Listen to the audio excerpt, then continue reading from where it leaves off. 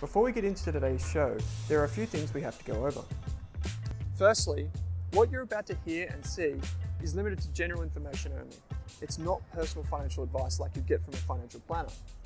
Also, it's important to remember that past performance is not indicative of future performance. That means that anything that's happened in the past, or we say today, is not necessarily going to reflect what happens in the future. Lastly, please consider that any of the guests or myself are featuring on this program may have a financial interest in some of the products or shares mentioned. That's enough from me. I hope you enjoyed today's program. Hello everyone and welcome to this Rask Live. I hope you can hear me loud and clear. I was just having some issues with my internet. It kept shutting down on me for some reason. Must be something in the air here in Newcastle where I'm joining you live from. I'm here in my hotel room. I got in a little bit earlier today, on the road for a couple of events. I was in Port Macquarie last night with a wonderful small group up at Settlers Inn Hotel, if you know it, in Port Macquarie. It's a beautiful part of the world. And tonight we're doing a Rask Roadshow event here in Newcastle. And it's going to be an amazing event. We've got so many great speakers. Even one of my peers, Glenn James from My Millennial Money, the team from Waddle Partners. It's going to be a great night, Global X. So if you are in Newcastle or within striking distance of this beautiful city, come along because it's $40 a ticket. You can just Google Rask Roadshow Newcastle and you can come and join me in person. Otherwise, in Sydney, early next month. So come along to that too. And another wonderful lineup of guests and speakers next month on the 3rd of October. It's a Tuesday night. It's a school night. So come along, UNSW. So Rob's joined us behind the keyboard. If you're watching this on Selfwealth, g'day. If you're watching this on the ASA, the Australian Shareholders Association Network, g'day. If you're on Rask, hello.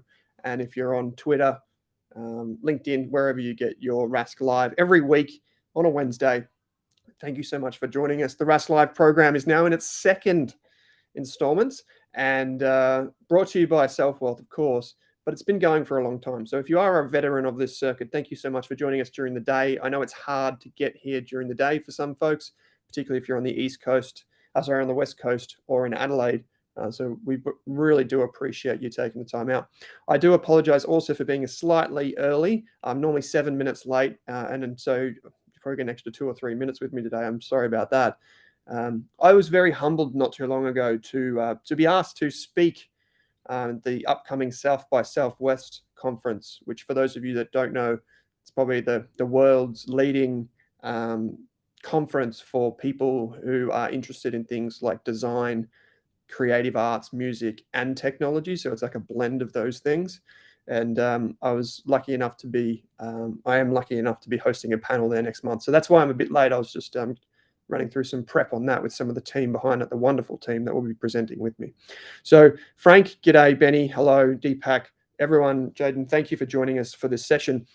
In today's session, what we will be covering is something that I think will probably be the most impactful for, at least in recent memory, for anyone that is either new to investing or extremely experienced. And I'm going to give away basically all of my secret sauce as it relates to ETF investing. So if you are wanting to build a core portfolio out of ETFs, this is the live show that you want to watch. But I want to stress a few things, as you saw in the disclaimer at the top of the show, and maybe Rob drops in for the Selfwealth channel, or you'll see in a minute in the ticker below. It's really important to remember that any of the information that I offer today is strictly limited to general financial advice only. Now, the reason that I'm saying that is we're going to be talking about ETFs, and I'm going to be talking about things like risk profiles, which is a very sensitive word for me in the finance industry. I don't know your risk profile. I don't know your risk tolerance. I don't know your objectives in life.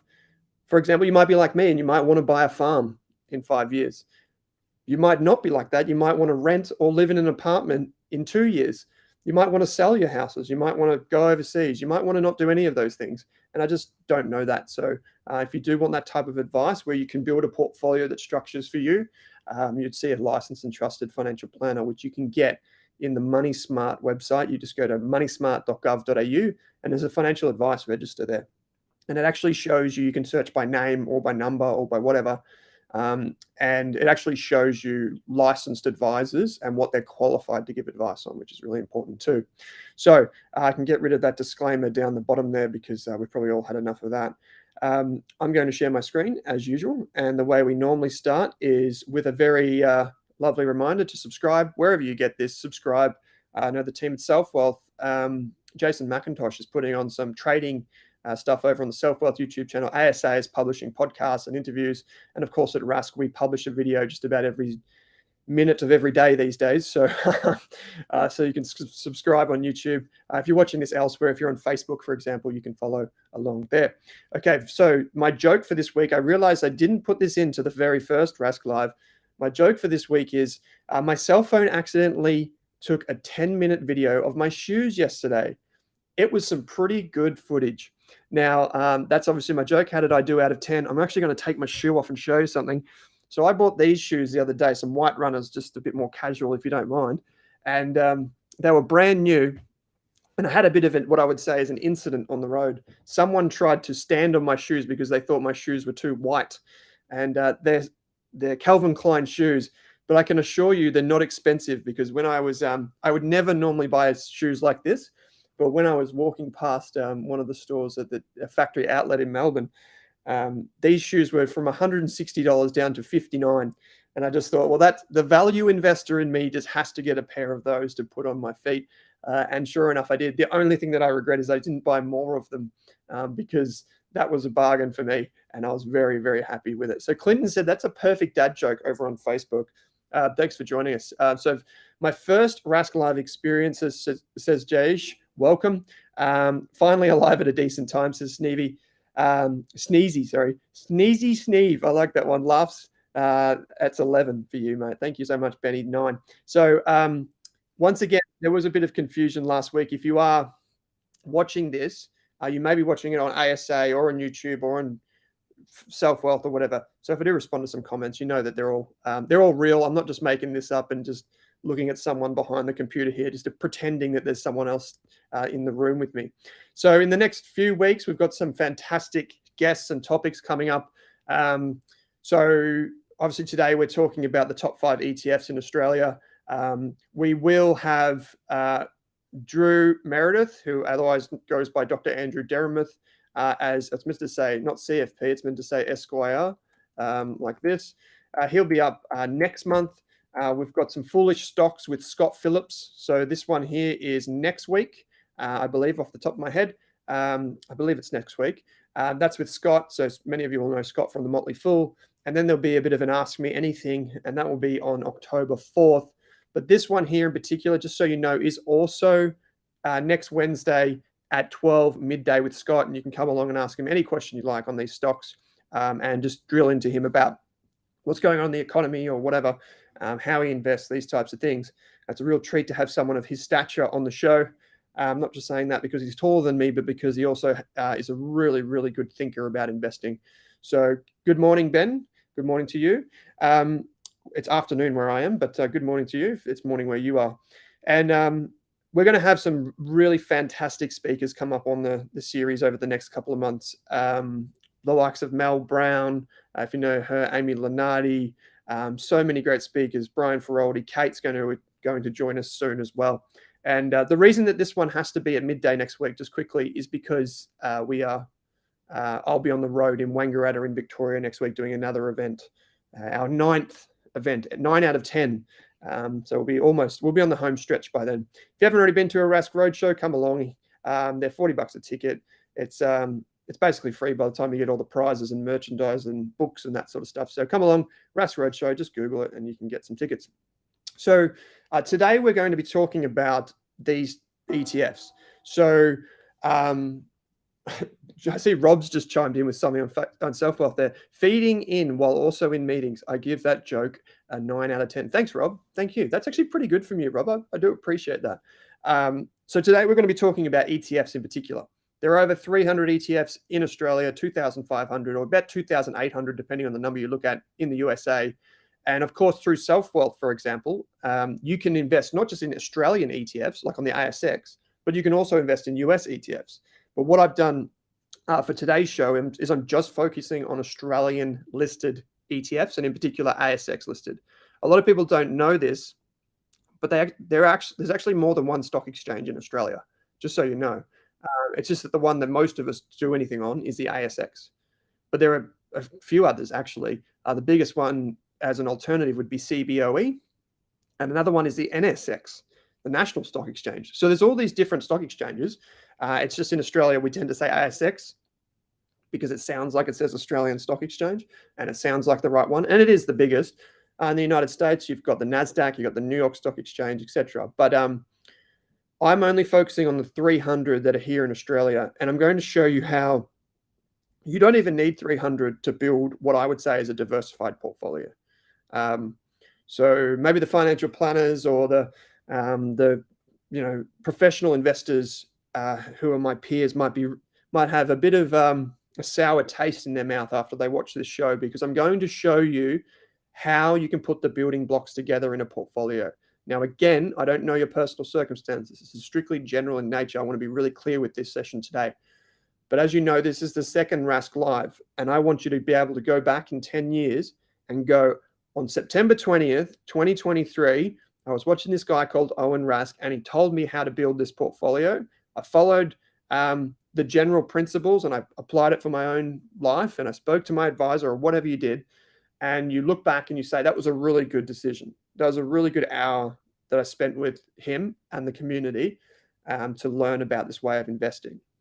So I'm going to use ETFs. Most of you know what that is. For those of you that don't know what an ETF is, an exchange traded fund, it is just a basket of shares for just anyone that needs to be filled in on this. I'll just get up, see if it's in my library here. So an analogy might be that an ETF is like a bunch of flowers. You can either buy roses, lilies, all that separately.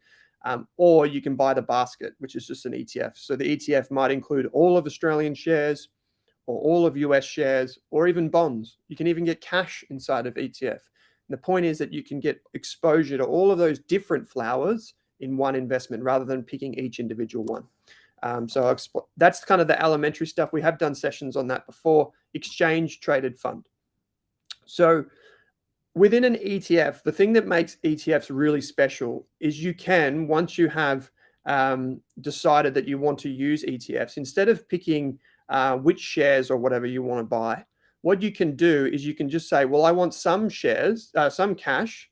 I want developed markets, simply would mean like Australia, USA, most Western countries, etc. So that might be like all of USA and Australia in there. And I might want some Chinese shares in there.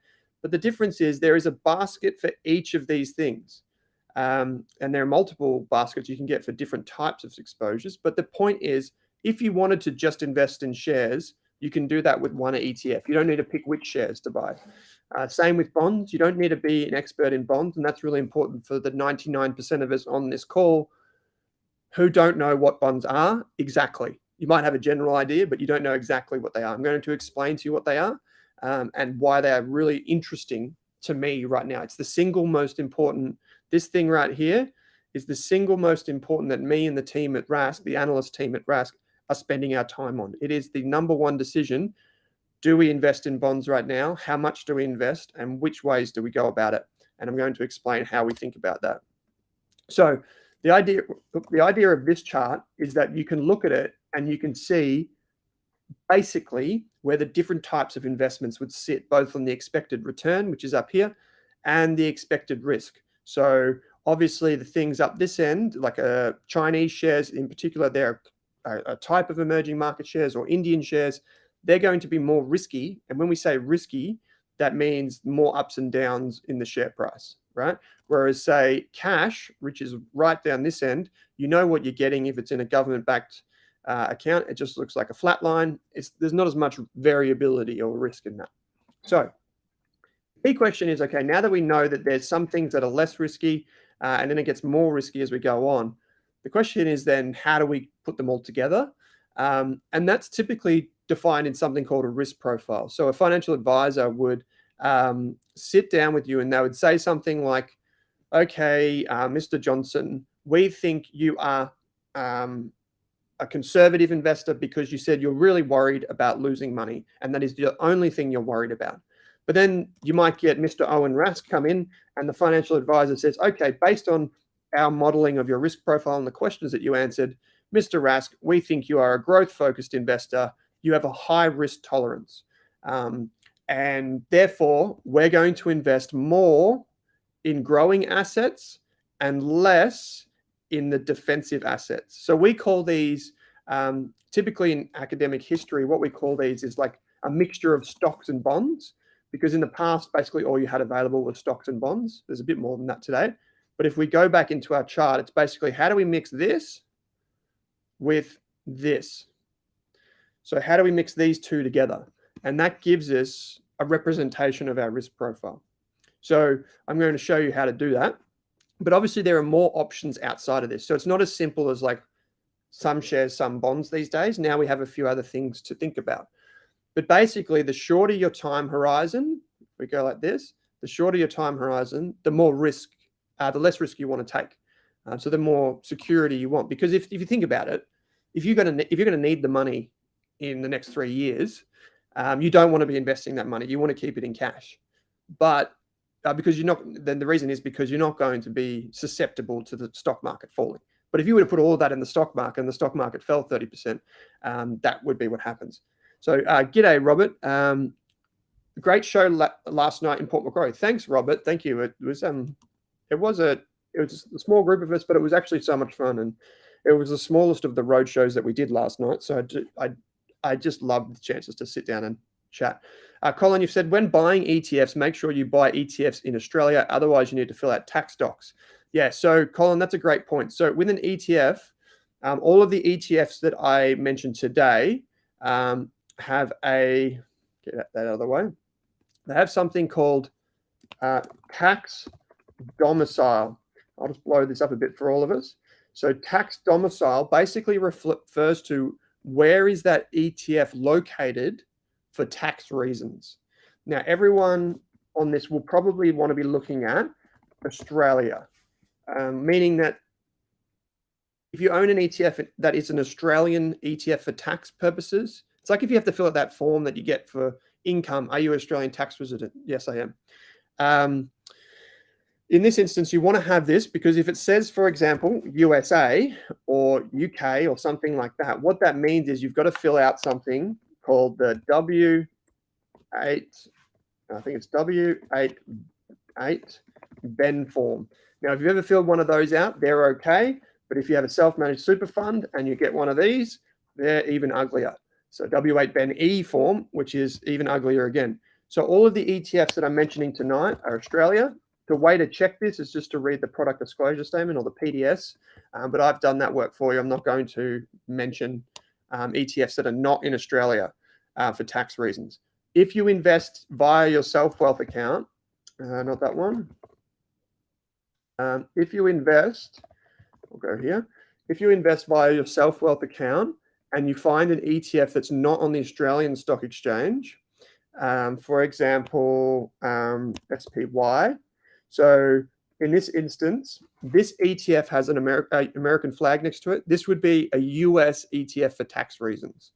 But for example, this ETF here could be either. It could be a US or it could be an Australian. I know from reading the product disclosure statement that this is an Australian one. This is really, it can get quite confusing for people because people will be like, well, it's an Australian ETF. Why isn't it Australian for tax? Because it's cheaper for some of the big ETF providers not to do that. The most common example of a US tax domicile ETF is this one from Vanguard, the VTS ETF. It's really low cost. It's really popular, but you'll have to fill out the tax form. Anyway, yeah, so Penny, you made a good example here. I got stung with an unexpected W8 Ben form for my SMSF when buying ResMed shares recently. Painful, yeah. See, ResMed is a good example. So ResMed on the Australian Stock Exchange. This is an Australian. It's on the Australian Stock Exchange because it says ASX there, but it's actually a US company, and you know that because it actually says CDI, but it's actually a US company. So you end up paying that silly form as well. Anyway, okay, so we know that basically based on this, we know that there are different types of risk profiles and they're kind of answered with a questionnaire. So a financial advisor would basically sit down and say, where do you sit on this spectrum? Some couples, for example, might have someone who is growth and someone who is conservative, and the advisor might be like, well, you should be balanced for your combined portfolio, or maybe the financial advisor builds two separate portfolios for them. And basically what happens underneath is there's a different combination of risky assets to not as risky assets. They still have some risk, but they're not as risky. Cash would be a good example of what goes in each part. So if I say 50-50 for the rest of this show, what I mean is it's 50% in defensive or growth and 50% in defensive. So 50% in defensive, 50% in growth. That's what we call 50-50 portfolio.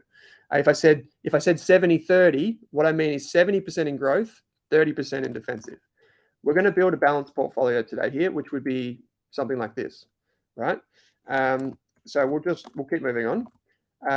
By the way, this thing down the bottom here, this financial knowledge thing, as far as I'm aware, I haven't come across financial research that shows that your level of financial knowledge is actually important to your risk profile.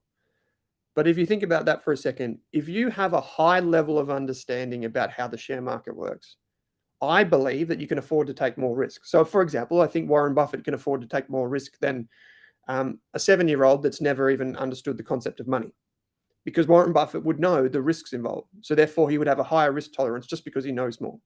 I just want to make that point clear. It's also a learning process. Made it to your first live session, says Benjamin Fox. Thanks, Benjamin. This is great. Thank you so much. It's great to hear that so many people can make it during the day. Okay, so I've got a question for you. I'm going to show you this portfolio here. And this is a hypothetical question. These are the ETFs that will be revealed in the next little while. I'm curious. I actually think I've made a mistake, but that's okay. I'm going to reveal the different ETFs and what they do, but I'm curious, just based on what you can see on this page, just the colors alone, and you might be able to see the percentages if you look really closely at the screen, does it seem like this might be a diversified portfolio? And I'll give you a hint. Almost all of these different colors represent a different part of this. So based on this one and only piece of information about the pie chart, does it look like a diversified portfolio? Does it look like a diversified portfolio? And I'll see, just answer some questions while you guys are doing that. James said, I think a rule of thumb was to have your age in percentage in bonds. James, that's a great comment. I'll get back to that in a moment. Ben, you've said, maybe asking a bit prematurely, but are the Terra, Martian, Jupiter core portfolios being updated soon? Or are these going away to portfolios? Ben, this is a very, very good question. It's a little bit premature, not going to lie, but basically just so people know, at Rask, I've designed 3 portfolios for our community. One's called Terra, one's called Martian, and one's called Jupiter, because I'm fascinated by space, obviously. Terra is 50-50, Martian will be 70-30, and Jupiter is 90-10, meaning that there are 90% in the growth and 10% in defensive. Ben, I'm not really at liberty. I'm in a bit of a sticky situation, Ben, because I'm working on something behind the scenes at Rask, but I don't have all of the legal documents to tell you all about it right now. But I will in about 2 or 3 weeks. But in short, we are going to make some changes, small changes to the portfolios. There will be small tweaks based on what I'm about to talk about in this live show. Feels like a trick question. Definitely not a trick question. So does it look diversified? Ben said, looks diversified, but could be deceiving. Colin said, yes. Deepak, yes. Vinicius, yes. It's 100% diversified. Jupiter, long-term investor. Jupiter is also my chosen strategy. Okay. Potentially concentrated with 2 positions of 25%, says Tarwin. Potentially. Yeah, so Ben, I won't be able to tell you more, and I'll be able to tell the entire Rask community probably in about 2 or 3 weeks. Chris, you said looks diversified, bearing crossover. Great point. Okay, so this portfolio represents a few things. Now, if you read the email that was sent out, you will know that I've kind of covered some of my favorite ETFs already. So I will reveal them and touch on why they are really interesting. So let's talk about this first ETF. So I'm trying to build a portfolio out of 7 ETFs. Obviously, you could use more if you wanted to. I don't think in Australia to build the core portfolio, which is, the big bit in the middle, to build the core portfolio and then to have your satellites around the outside, maybe like individual shares or thematic ETFs. For the core, I don't think most people need more than 10 ETFs because you're diversified by using these good ETFs anyway. So for me, you don't need more than 10. That said, if someone presented to me and they're like, hey, Owen, I've got 12, well, I'm not going to, it's not, it's not a big deal. As long as they're put together, as Crisp said before, as long as they're put together. When can we expect the Rask ETF, says Lachlan? Not 100% sure about that, mate, but I can tell you how much it costs to do an ETF in Australia. It's about, I would say conservatively, about $300,000 for the first year. And I tell you what, it's not the kind of scratch I just have available to throw at an ETF. So I wish it did, but it's not. Another thing that's a problem with ETFs from someone like my perspective, Lachlan, if I wanted to build my own ETF and offer it to the market, is that with an ETF, for it to be called an ETF, I can't be making decisions on what's inside it because then it's not an ETF anymore, right? It's not like a set and forget style strategy. It's a actively managed fund, which makes it a bit more complicated because you can't use the word or the acronym ETF. Anyway, so cash. This is the most defensive asset that you can get, basically. This ETF, which is from Beta Shares, the AAA ETF, I'll get it up inside Selfwealth so you see what I'm talking about. This ETF is an ETF that basically just takes your money and it puts it into bank accounts that pay interest. And that's why you end up with this chart when it loads in just a second. Is it coming? Are you coming? Let's have a look. Oh, there we go. It came right at the end. So this chart kind of looks like a shark tooth, right? Like you've got kind of up and down, up and down, up and down. And basically what's happening here is the ETF puts money in a bank account, then it comes up, and then it falls again. So what's it doing? Well, if you look at the chart axes on the right here, they're very small numbers, but basically what it's suggesting is that every month the ETF accrues interest and then pays it out. Accrues interest, then pays it out. Accrues interest, then pays it out. So let's go to 12-year price on the ETF. And here we can see basically it following interest rates down and then coming back with interest rates up. And that's because the ETF can only offer interest rates that it can get from a bank account, right? So that's what we see there. So basically what I mean to say is this ETF as a general rule is used as kind of like a backstop in portfolios. It gives you flexibility in the future while still earning interest. So here's a good question from Ben. Ben, you've said, why choose AAA, the cash ETF from Beta Shares, versus savings in a savings account like ING or Ubank, for example, you can get 5.25%. So in a portfolio of this, Benjamin, like this, I wanted to stress the point that you can use ETFs to do this. And in fact, we use this ETF for our model portfolios. And the reason is that not everyone wants to step outside their brokerage account. They kind of like want it all in one place. But if I was to tell you, if I had cash, like all of my personal cash that I have that's not investing in my account, what I do with that is I would actually put that, oh, I'm sorry, 1 second. Oh, sorry, 1 second. Thank you. Sorry, guys. I just had the housekeeping coming. I should have put the do not disturb on the door. So with this, in particular with this ETF, what we use it for is basically to use have buying power in the future. And I have it in my portfolio so that it's ready to use there and then, and I get the interest. But if I have a mortgage, what I would do is I'm going to try and write this with the pad, but I would use my offset account. That's not going to work. Offset, no, I'm not going to do it. So I'm going to get the actual little text box out. So here we go. I am going to go like this.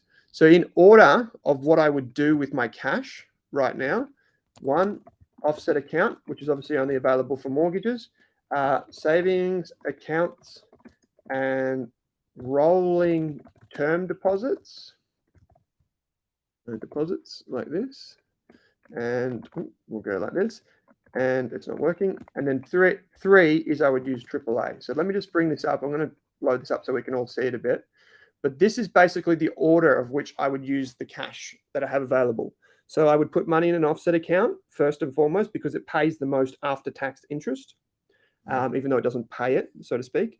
Then I would consider using savings accounts and term deposits.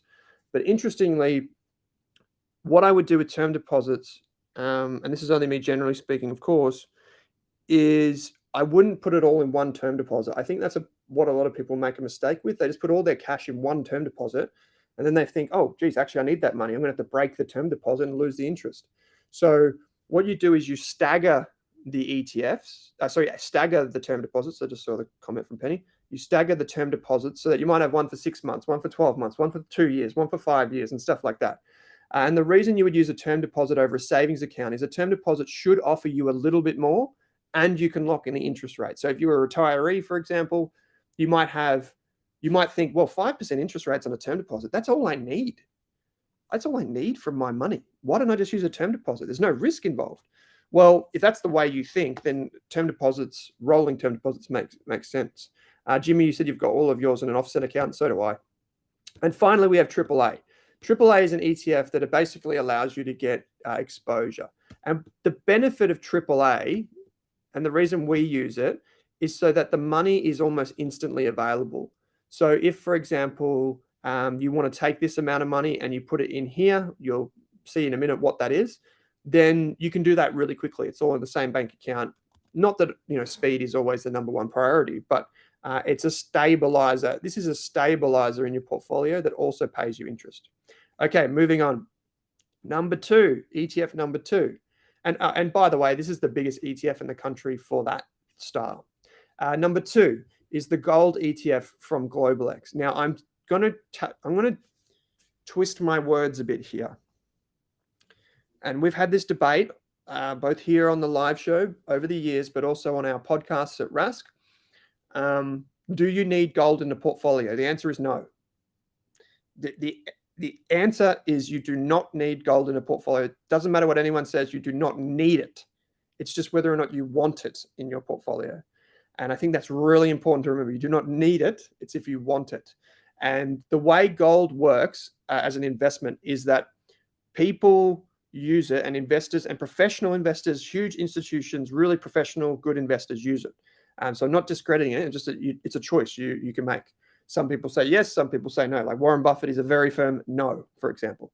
But it doesn't pay any income. But what it actually does is it also acts like a stabilizer. So some people say that this should be included in the defensive side of a portfolio. On that 50-50, it would be on the defensive side. But it's also not a great idea to have a lot of gold because it doesn't pay income. However, when would you consider hedging your gold ETF? I'll show you, Tarwin. Currency hedging. I created a chart not too long ago on our website because I know a lot of people don't have access to like really complicated tools. And I'll just pop this in the chat. So this will say currency hedging in the chat if you're receiving this. I'm about 5 seconds ahead of you. But what this chart basically shows is it shows the Australian dollar to US dollar over time, and it shows basically the long-term average and a what we call standard deviation. So basically a range. So if I zoom in a bit here, what we can see in this black line and with the shaded area is the actual currency right now. So it's 64 cents, say. And then the green lines show you standard deviations. So like the range that it typically moves in. Now, there are a few different ways to think about currency hedging. People do it because they're worried the Australian dollar is really low and it might rise again. And if that's the case, if you invest overseas, like in gold in the United States, for example, you're going to lose some purchasing power simply because of the currency. So there are a few different ways people do this, Tarwin. I can only speak generally, of course. But the way people tend to do it as professionals is they make one of 3 choices. Number 1, if they have gold in their portfolio, just as an example, they'll simply do this. Oh, that's not right. They'll simply just split it down the middle. The second thing that they might do is they might take a view and they might say, so when I say split it down the middle, they have half currency hedged and half unhedged. Now, the currency hedged version in Australia is QAU, this ETF. It's basically the same type of ETF as the gold ETF from GlobalX, except this one's currency hedged. There are fees and things. Read the product disclosure statement, please. But basically, that's an option. Then the other option is trying to predict the currency. So in this case, you might say, by looking at this chart, and the reason I brought this up is that, like, some financial planners, for example, my esteemed podcast co-host Drew Meredith uses this rule. When the currency gets to a point where it's at a point where it might be at the low end of the standard deviation, so like right here, it's nearly touching that green line, they would then seek to use currency hedged ETFs. And then when it goes back up, they would maybe seek to use unhedged. Now, it's really important to understand that that's just a general rule. And in Drew's case, he's building portfolios for retirees at Waddle Partners, right? So he's using a retiree's portfolio. But as an accumulator like myself, if I sell an investment, I'm going to pay tax, whereas some of his clients wouldn't pay tax in the retirement phase. So you can't just flip it back and forth. Like you pay tax and there's trading costs. The other strategy for currency is to actually just take your entire portfolio and decide how much of the entire portfolio do I want exposed to one currency. And so the answer is to this question, we could do a whole episode about this, Tarwin, but I just wanted to make it clear, is that you can just keep it as simple as you like. There's no exact science for a lot of this stuff. So Clinton, you made a good point over on Facebook. You said, I currently hold gold and silver as a physical asset, so I would probably look at giving this one a miss. Yeah, and so this is the idea of today's show, is to just showcase what it can look like. So this is not necessarily right for anyone or everyone. Okay, so we've got AAA and we've got gold. Both of these are ETFs. This is commodities, and this is just cash. Cash obviously pays income. This, so that would be a plus. This does not pay income. But gold is typically used in a portfolio where people believe that there is uncertainty in the world. So things like geopolitical events, the Ukraine war, higher inflation, they typically look to gold as a stabilizer in their portfolio. And statistically, that makes sense. But as I said, a lot of people don't use it. For example, I don't really use gold other than the portfolios that we create. Like, I don't own gold. I have some gold jewelry that's been sitting in my safe at home for a very long time, but that's about it. Okay, so if we move on to the third position. Now, some people did say that there was a big difference and there's a big allocation to this one thing, which is VAS from Vanguard. This is the biggest ETF in the country. There is no if, buts, or maybes. It is the biggest ETF Australia has ever seen. I'm going to show you something. I've showed a few of you this before, but you can actually download a list of the, I guess, what do you call it, the most popular ETFs every month. There's a report that comes out from the ASX that shows you ETFs, it shows you managed funds on the market, it shows you REITs, LICs, all of those wonderful acronyms that y'all love. Well, we don't love, we just kind of have to put up with. But I'm actually going to get up something else in a different tab here while I do this, because if I showed you in the actual tab, I might give away some trade secrets. And I'm going to drag it across. Okay. So when I created today's list, what I actually looked at, and you can see that now, is I actually showed you a version of the ASX report. And what it shows you here is it shows you the biggest ETFs in the country. I'll zoom in a bit. It actually shows you the biggest ETFs in the country based on their size, or like the amount of money that's inside them. And the Vanguard ETF is at the top here with $12.9 billion. The next closest ETF or fund is the Magellan Fund at 6.8 billion. That's a big, long way down. After that, you've got the VGS ETF, which is always amongst the most popular traded inside Selfwealth. And in fifth, you've got the IVV ETF. Deepak, you've asked a good question. Instead of buying 5 to 7 ETFs that you cover everything, what's your thoughts on investing in something like, say, VDGR or VDHG? That way you don't have to worry about rebalancing. I'll get to that in just a second. Deepak. Good question. So you're talking about is an ETF that's actually further down, and it's an ETF of ETFs. Let's just call it that, even though it's technically not correct. It's an ETF of ETF. There it is there. I expect these to get more popular in the future. I actually did an interview with Vanguard not too long ago. If you're watching this on the Rask channel, sorry, I don't know where you're watching from, Deepak, but over on the Rask channel, there's an interview with basically the boss of Vanguard. I'll call him the boss. And he talked about the changes that they might make to the VDHG and those types of ETFs soon. Anyway, So anyone can download this and you can get a list of what's popular. You can also see the fees. MER just stands for management expense ratio, basically the fees you pay. You can see how many shares were traded, the performance, and importantly, when you look at the performance here, this is total return. So this is the total return, meaning income and growth. Most ETFs providers won't show you, or the share price that you see does not include income, obviously. Okay, so back to my chart. So we've got VAS. VAS includes 300 shares. So it's the ASX 300, not just the 200. Now, people present to me as if I was some sort of qualified financial doctor, and they say, Owen, I own the A200 ETF from BetaShares, or they say, I own STW, or I own IOZ, or I own whatever. And I say, that's great. It doesn't really matter which one you own because they all basically do the same thing. Now, I've chosen VAS because I do like the ASX 300 more so than the ASX 200, even though history might suggest that maybe the 200 is a better index to follow. With the VAS ETF, it's obviously got Vanguard behind it, and you've got the economies of scale. So now that it's the biggest ETF, it's slowly able to drop its costs, much like BetaShares dropping their costs too. They're all kind of dropping their costs over time. But the most important thing is not necessarily which one you pick. It's about just having one of them. And almost every academic study on long-term investing shows that. It's not necessarily about which one you go with. It's just about being invested. Oh, yes. Could you share a link to that ASX report? Yes, I can. You can download it in PDF, or you can download it in Excel form or CSV form, Jayesh. So there you go. And there you have. Penny, you said, agree with Daniel. I use high interest savings accounts for my personal cash. I use AAA for my SMSF, as can't get high interest in my bank accounts. Yeah, that's a good way to do it. So Daniel, you said, bonds seem like a very defensive strategy for uncertain times. Yes, I will get to that in a second. Send It Sunday says, do gold ETFs invest in physical gold or gold stocks? Rask Live.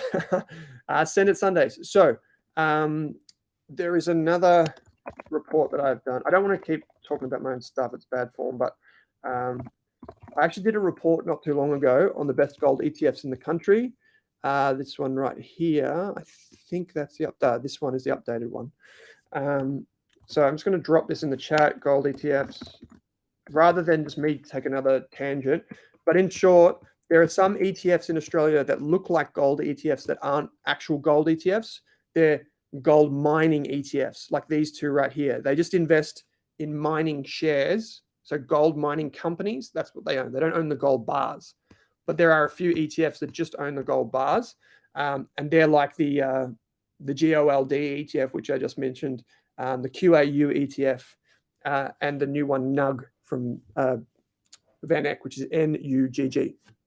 So the ones that I prefer are the physical gold ETFs, like GOLD. It has to say that in the name, by the way. So VAS 300, the reason I would put, you don't have to use one ETF, you could use different ETF. The idea was just to show you that a lot of Australian investors want some exposure to Australian shares, and this is it right here, even if they're in retirement, because with Australian shares, you get franking credits, you get dividends, and you get some growth over the long term. So moving on, we've got the next part of the portfolio, and this is where I might have made the mistake. So you'll have to forgive me in just a second. But because I said I was creating a 50-50 portfolio. So here what we can see is IVV. IVV is the S&P 500 ETF, here at number 4 on the list. This ETF just simply invests in the top 500 shares. So IVV ETF, if I bring this up. So this ETF here, this is, I'll explain it. It's a little bit different, and it actually loops back into something that we had before. But if you go down on this page, you can obviously read the product disclosure statements and all of that sort of stuff. I would love it if you go and read the product disclosure statement of every ETF. I mean, you should read it before you invest, at least like the major parts of the PDS. Anyway, inside the ETF, you can see what the individual shares are. But a lot of people get confused with this ETF because when they look at it, they sometimes see something different. Now I'm going to try and find it. I can't actually see where it is right now. But sometimes when they look at this ETF, they get a bit, I'm looking at the US one. That's why. Here we go. This is the one we want. Now, sometimes when people look at this ETF, what they actually see is they see this and they're like, well, that doesn't make any sense. Owen said it had like Apple and stuff in it. And you have to click on this underlying holdings thing to see that. Now, so what this ETF actually does, if you notice, 99.98% of it is actually invested in this thing, this other thing. And that's because that's the ETF that I just clicked on. It's the US version. So basically all the IVV ETF does is I'm going to try and write it again. If we've got IVV, which is an Australia tax domiciled fund. So if we go to tax, no, it doesn't have it here. Sometimes I'll say it on the page. Domicile. No, they don't have it. This is an Australian taxed ETF. But what it basically does is it just takes the money and then invests it in a US version of itself. That's all it does, right? And then from there, it invests in the 500 companies. So that's basically how you end up investing. And this is perfectly normal. We call this a feeder fund, meaning it feeds into the master fund and then it invests in the stuff. The benefit of this structure, this is what Vanguard should do, in my opinion, with their VTS ETF, is because the W8 Ben form is filled out between these two steps. Basically, it's filled out here and basically says that there's an Australian fund that just invests in the US fund. So we only need to fill out one form for everyone in the investment. So Penny says loves it. So Tarwin, you've asked a good question. Drew seems to be a big fan of MVW rather than VAS. Is accumulated versus retiree thing too? Yes. So in here, you can also use the MVW ETF, which has just 100 equal weighted. That's a terrible M. That's a terrible V, but there's a W for you. MVW. And we'll see that here inside Selfwealth. Just really quickly. This is just 100 shares from Australia, and all of them are equally weighted. So around about 1% each. Whereas inside VAS, the VAS ETF, you're going to get a bit of skew to the biggest companies have more of the holding. So anyway, I don't think there's a problem with MVW per se. Would I use it? It's not my preferred choice. Different people will use MVW for different reasons, but one of the reasons you might use MVW and only have 100 of the biggest shares is if your client, and you're a financial planner like say Drew is, your client might already own some shares. And in that case, you don't want to go and get all 300 again. You might just want to be a bit more focused on a certain few things. Okay, next one, and this is where I made a mistake. So I'm going to adjust my holdings here. Actually, I'll just do it for the last one. You guys will get the idea of it in just a sec. So just know that it's not 10%. I won't be doing that. So here we can see the Qual ETF. Now I explained this in email form, but what is the Qual ETF? So the Qual ETF, as it says on the tin, it says the MSCI International Quality ETF. This is in Australia the biggest factor ETF. So I'll just switch off the screen for a second. So what is a factor ETF? A factor ETF is basically built on academic theory. Don't let that scare you. It's not that complicated. It's built on this theory that some companies have certain tendencies that you might want to invest in or exploit. So a good one of those is the quality factor. So what basically makes a high quality company? You might say things like, well, it's probably got a pretty good product. It's probably got good customer service. It's probably got, good profits. It's probably good for the environment. That might be your definition of quality, right? In the financial sector, what we mean by quality is like the quality of the business and its financials. So we might say things like it doesn't have that much debt. It's got a good profitability, a return on equity, and its profits are pretty stable. It doesn't record that many losses, even though, from each year to the next, it's pretty stable. And so that's what we would say is quality. And that's exactly what this ETF does. Instead of just buying all of the shares in the stock market, it just buys the quality shares based on those three rules.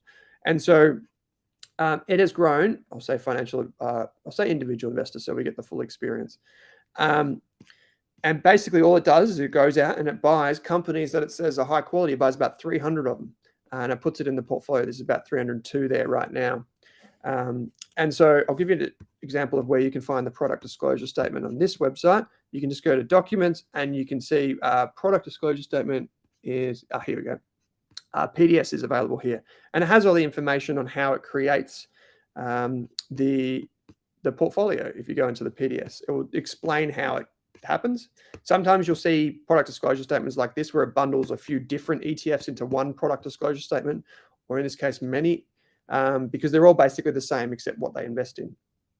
Okay, so the Qual ETF invests in international shares. So in reality, the color of this should not be blue. It should look more like this. Maybe not that. Maybe we'll go this.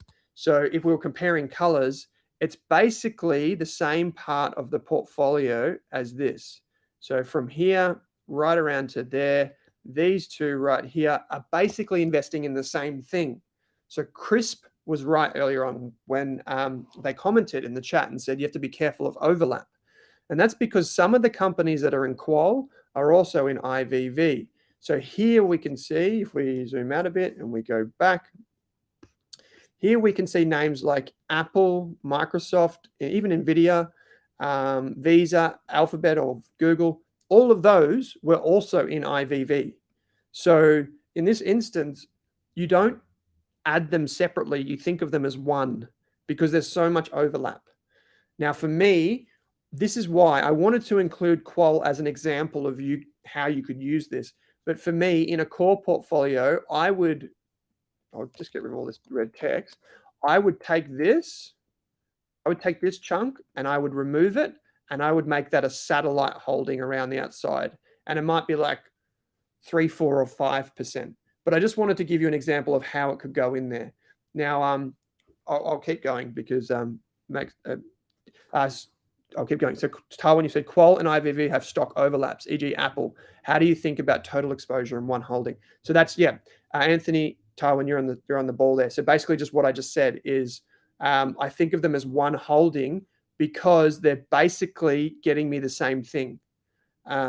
Even though IVV has 500 and Qual has 300 from around the world, a lot of Qual is invested in the United States anyway. So you get a bit of this other stuff from other markets where with IVV, you only get the US shares, but you basically end up, it's a slight diversifier because it gets you some international shares, but in reality, it's basically the same thing and it costs more. So I prefer IVV in the core, Qual in a satellite holding as an option. So now let's talk about the next thing. The only thing that's missing is bonds. And we're going to talk about that really quickly. I want to quickly mention something, however, and remember, these aren't in balance. So we're going to get rid of this and we'll probably adjust each of these down. I was doing them a bit blind before.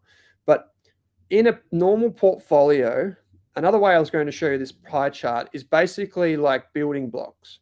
So in a portfolio, typically you have things that are more important than other things in a portfolio, right? Things that need to be down the bottom and need to be there first. And for me, that's cash, right? Like cash has to be the most important part of anyone's wealth because you need it, because you can access it, you can buy things with it, you can invest it, you can spend it, you can do whatever.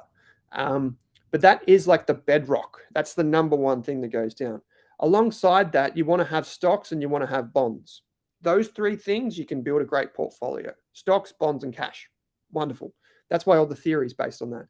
But then we can layer other things on top, like we could have gold, you could have different types of bonds, for example, and then you can have more esoteric things that go in your satellite, things like crypto, if you really want to. I don't want it, but if you wanted to, right? But bonds are really, really important to a portfolio. So I said it in the email that hopefully you all received. The email goes out on a Monday or a Tuesday, just so you know. But in a portfolio, bonds should be alongside cash and shares the most important thing that you think about. The problem that we've had in the last few years with bonds is that they've all fallen because remember, bonds move in the opposite direction. I'm about to explain what they are, but just so you remember, bonds move in the opposite direction of interest rates, most bonds. So this is an international bond ETF, and this is an Australian bond ETF. And the reason why they've done that is because interest rates have done this. So interest rates have gone up, so bonds have come down. Pretty simple, right? So what is a bond? A bond in this case is just a portfolio, we're going to talk about it as a portfolio level of promises, basically. So a bond, you know the whole saying, my word is my bond? Basically what it means is you lend me money and I promise to pay you back and I owe you. You say, here's $100, Owen, and I say thank you very much, and I'll give you that $100 back in 10 years, but I'll also give you $3 a year as a coupon payment, kind of like a dividend, to reward you for giving me that money now. And so that's what we would do as a bond. And in this instance, instead of it just being me and you, typically what happens is, in this instance, it might be iShares buying the bonds in the secondary market. But typically the way they exist is the government says, we need money to build a road. We're going to issue some bonds. Who wants to give us $100? And then one of the big super funds comes along, like Australian Super, and says, I'll buy some bonds. And then Australian Super gives them $100 and gets the bond, the contract. And the Australian government says, thank you, I'll take that $100 and go and invest it, and I'll repay you $100 and give you $3 each year for the next 10 years. Then Australian Super can take that bond and sell it, just like any other bond. So they're tradable. And this is I think it's the biggest market in the world, or one of the biggest markets in the world. So it's bigger than the stock market and more important, but people just don't really understand it. Anyway, a bond ETF effectively gives you blanketed exposure to the entire market. So in this case, we're getting global bonds. And in the final case, which I'll reveal, let's just go down there now. This is Australian bonds. So these are my two preferred bond ETFs, IAF and VBND. So VBND is number 35 on the list. And IAF, where are you? IAF is number 22. And I'm going to show you something. If we go across, so we know, get rid of all this other junk really quick. We'll go like this. Where did I just put it? IAF here. So if we just focus our attention on this really quick, and we might go about 5 minutes over today, guys. So sorry about that. If we just focus on this column here, what we're looking at is the size of the ETF is around $2 billion. There's $2 billion inside it. But what we saw, what we want to see over time, and it can't really see it here, is the flow into the ETF. So the money going in. And so we can see that there was an extra $14 million at the end of the month. This is in August. And there was 1.8 million actually taken out. So the reason it went up 14 million is because the value of the ETF might have gone up. Now, basically what we will see, and I think what we'll see over time this year and next year, is we'll see more money invested in bonds. And the reason is as follows. Remember how I said before that interest rates have gone up? It doesn't need to be, like, we don't need to be economists all here to know that higher interest rates have hurt a lot of investors and families. A lot of people aren't investing as much. I'm not investing as much because I've got a mortgage, for example. So eventually that has an effect. And eventually we may get to a point where interest rates start to slowly fall, or at least stabilize, which is probably where we're at now. If that's the case, most people would say that bond ETFs might actually start to perform well again, kind of like back before COVID. They might, if interest rates plateau, bonds might actually start to perform well. And this is important because for the first time in the last few years, bonds are actually starting to look attractive. We sold the bond ETF that we held for the Rask portfolio somewhere around here. And it was a good decision, obviously. But basically, bonds now offer a yield of anywhere between 2 and 3%. So these are government bonds, so they're quite defensive, 2 and 3%, kind of like a term deposit. But the difference with a term deposit in this is your money, the value of your investment can also go up and down like this. So if you believed interest rates are going to go down, which is pretty bold to think that, you would have your portfolio in bonds because you would get the interest, but you would also get the value of them increasing. Now, if you think interest rates are going to be flat, well, you might keep your money in a term deposit, and maybe the best option.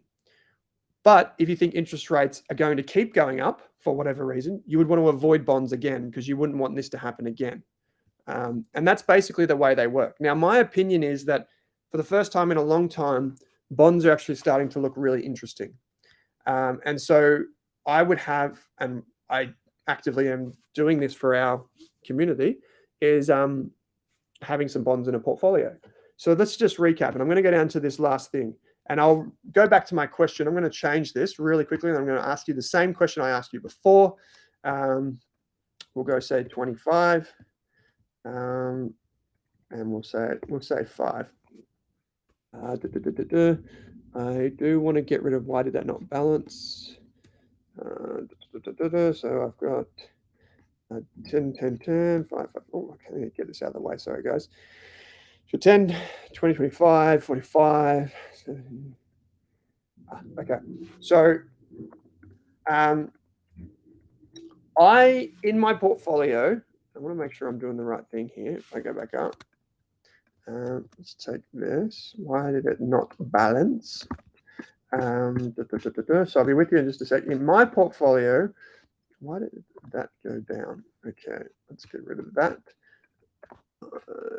Sorry, guys, I'll be with you in just a sec. I'm just going to make sure this is balanced before I ask you the hypothetical question. I need to get rid of that qual allocation because that is too high. I'm going to take that and I'm going to pop that into AAA. Here we go. Okay. So, and I'm going to take 5 away from VAS. Doing this on the fly, which is probably not the greatest thing. We're going to go 15 like that. Okay, so that's more balanced now. My question to you is, do you think this is balanced? I think it is more balanced. So here on one side, we've got the growth side. So this is the 50-50. And then on the other side, we've got the other part of the portfolio. So we've got the defensive side and we've got the growth side, which is riskier. Do you think this is a balanced portfolio is my question. Do you think this is the strategy? Looks diversified, says Benjamin. Okay, so this is a really interesting thing. Now, obviously, this is just an example of like how it could go for a 50-50 portfolio. So in this instance, there are a few questions that you might want to ask yourself. Number one, is that too much in cash? Number two, is this, that's a very bad start, Owen, but you get the point. Do I need gold? Do I need a factor-based ETF inside my portfolio? The other things around like the bonds and that sort of stuff then become a question of, okay, if this is too much cash, where do I put it? Maybe I put it more in bonds. Maybe I put it more in global bonds. Or maybe I put another thing in there. Maybe I find another thing that could go in here. So another thing that could go in here, rather than say government bonds from Australia and government bonds from the USA, you might have like what we call floating rate bonds. So an ETF that does that is QPON. I'm not going to write it out, QPON, which is riskier than cash, but it's often considered a defensive holding. So this, when you see your financial planner, this is the conversation you want to have with them, is how do they blend the portfolio like this? It's a pretty simple way to think about how you build a portfolio, but remember, it starts at like, you obviously have to see your financial planner, but it obviously starts out with like, well, what's my risk profile? And then how do I divide the risky versus non-risky? And then what goes into those major buckets? Remember the blocks before? Obviously, people want Australian shares. Obviously, people want cash. Obviously, people want US shares. Then you want some bonds. Even if you're a little bit younger, you would still, I think you'd still want either some cash or some bonds. And that's basically what we do as professional investors, is we look at something like this and we put it together. Now, there was a great question earlier on from, I think it was Deepak. I can't remember who asked the question. The question was around VDHG. Why not just use something like VDHG, which does it all for you? Now, VDHG basically goes like this and just takes it all, and you can just buy it all in one.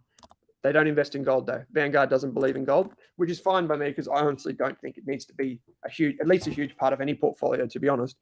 But they basically just do that. And that's a fine solution for a lot of investors.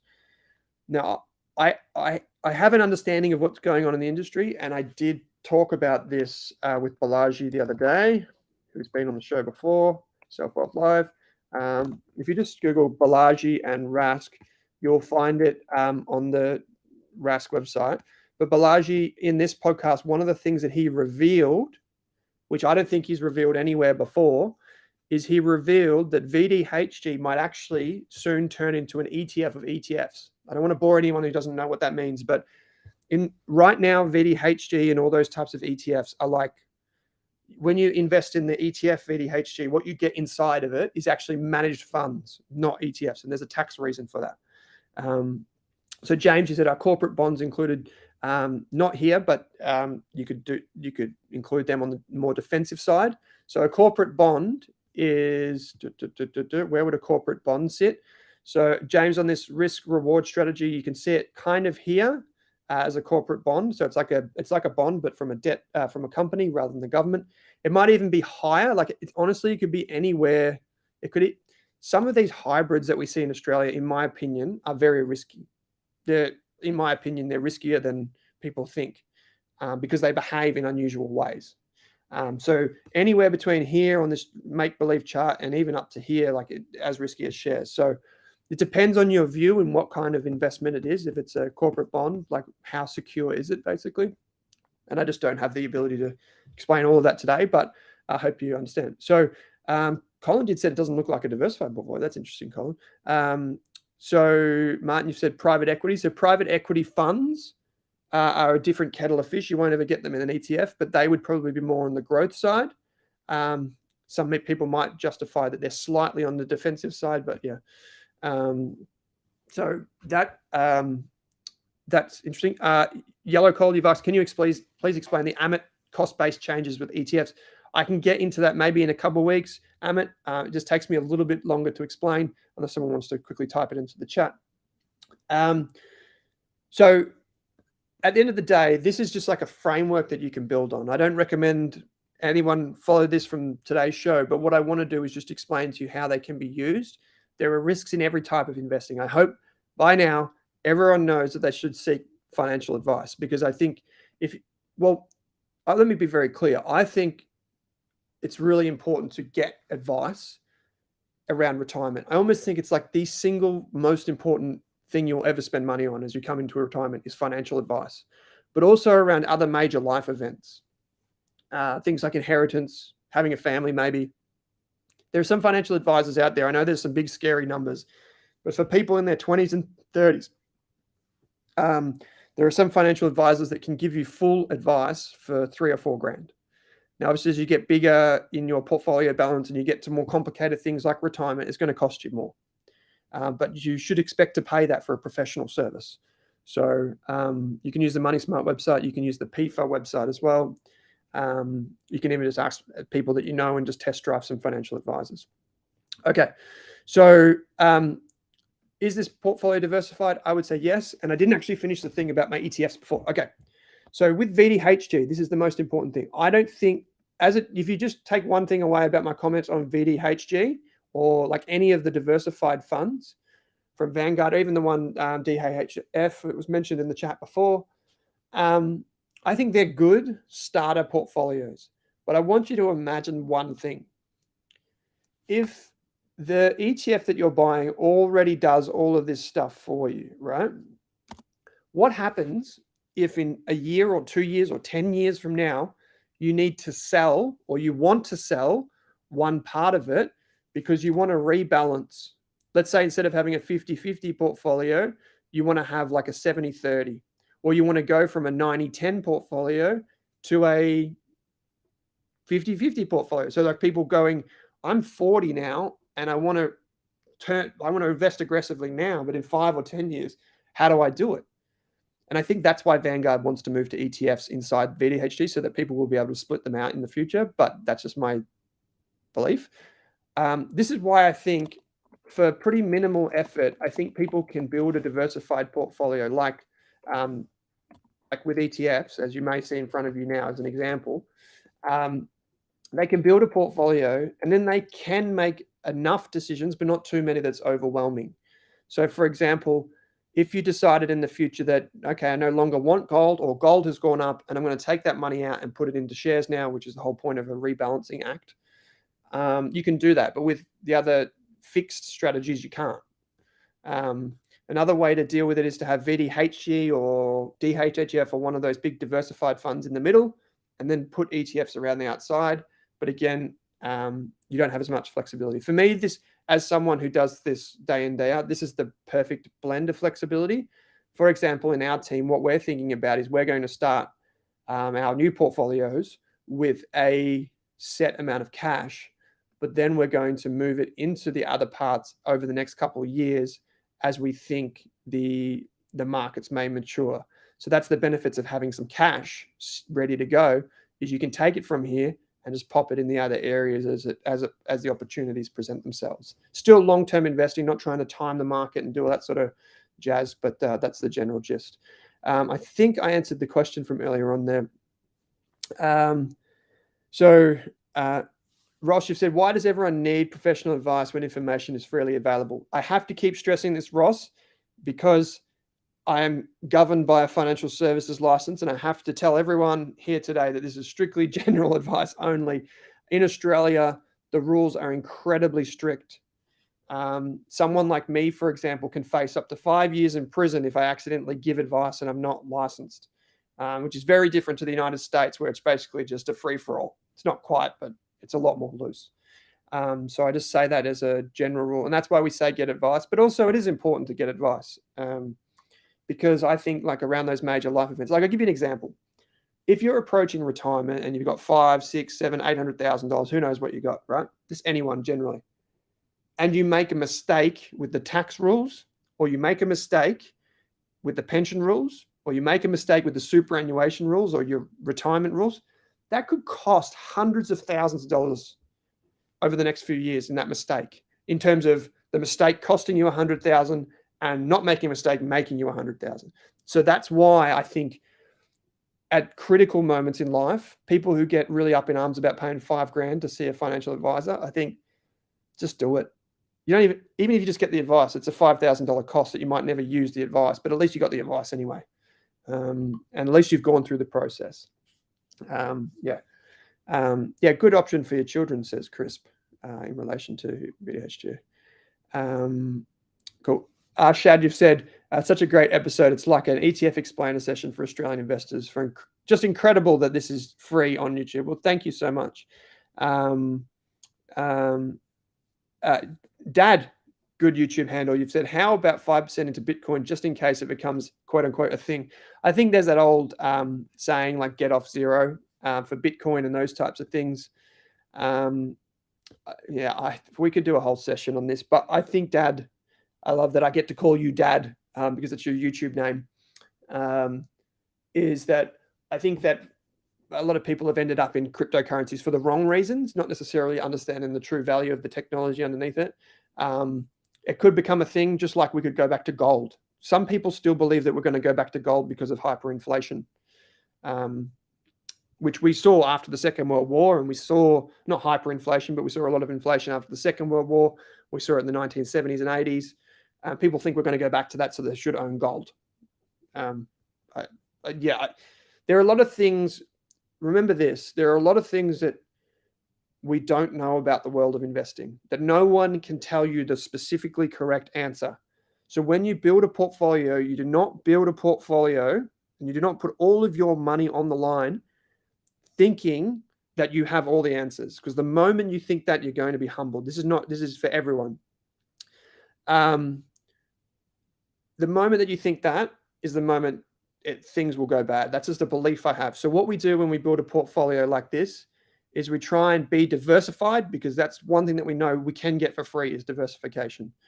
You try and have exposure to different asset classes, not just 100% stocks all the time, like some people would have you believe, or not just one individual share or one type of currency or whatever. You build a portfolio so that it can withstand basically any type of future.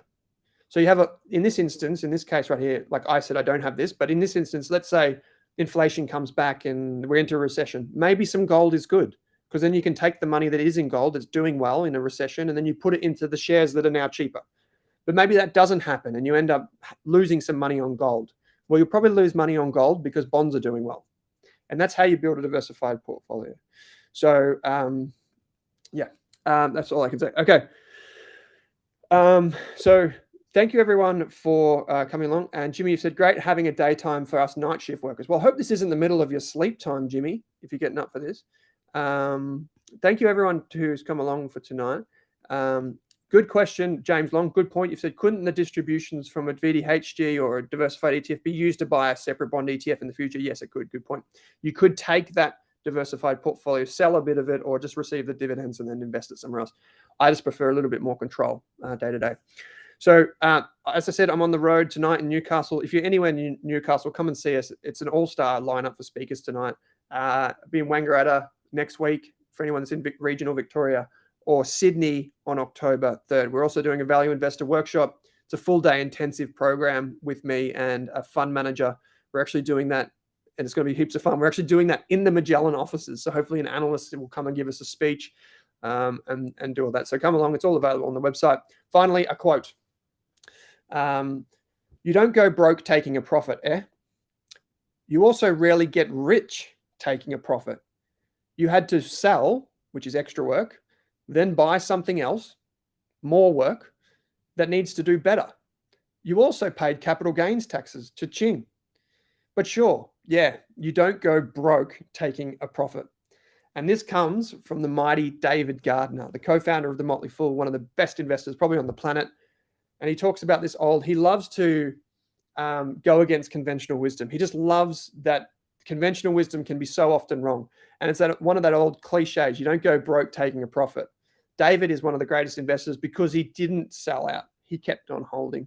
And it's a leaf that I definitely take from his book, which is that I tend to hold my investments for years and years and years and years and years. And the saying that I like to have is kind of like, you want to be there before most people, but you want to be there after most people. And that's the true wealth creation. Like the Morgan Housel quote, 99% of long-term investing is doing nothing. The other 1% changes your life. Most people forget that when a stock or an ETF or an investment goes up, it can keep going up. It doesn't have to fall. People just believe like if you throw an apple in the air, gravity kicks in and it has to come back down. It's not the same with stocks. It's the stock market as a whole. It's not the same. So something to keep in mind. Okay, thank you everyone for coming along today. Sorry we went a little bit over time. I hope to see you on the road. Thank you to Rob if you're still with us from Selfwealth. I know you're having lunch, mate, so thank you for that. I will be back next week. As you know, we've got next week with Scott Phillips, same time, so midday. If you are watching this on replay at 6 p.m. tonight, or maybe 9 p.m. or 8 p.m. if you're in Western Australia, thank you for tuning in on replay. You can find all of the shows on the YouTube channels, whether you're on Selfwealth, thank you Selfwealth, or on the Australian Shareholders Association, thank you Australian Shareholders Association, or if you're on Rask, you can watch all of these on replay. Next week, we've got Scott Phillips, the great Scott Phillips. And then the following week, we've got a bit more of like a free-for-all Q&A, which will be a heap of fun. We have so many good guests, and I can confirm with you that I think Australia's #1 futurist is going to join us, Steve Sammartino. Thanks to everyone who commented last week. And I hope I can say this too, and I think I can because he emailed me back and he said, yes, he wants to do it. Dr. Sam Huppert from Pro Medicus, Australia's #1 company. So the best performing company over the past 10 years, the mighty Pro Medicus, the co-founder of Pro Medicus. He'll be joining us sometime in the next few months, which I'm absolutely positively delighted to be able to bring someone like that to you, and you can ask him your questions. So there's so much to come on the Rask Live, that's Selfwealth, which is the same thing, but on the live program. Thank you so much for this week. I'll be back next week. Don't forget to hit subscribe. It does make it better, and you will get notifications when we do go live in case you miss an email. Thank you, guys. Thanks for rocking up during your day. Thanks for sharing this time with me. And as always, what's the saying? I think it's something like onwards and upwards. Bye for now.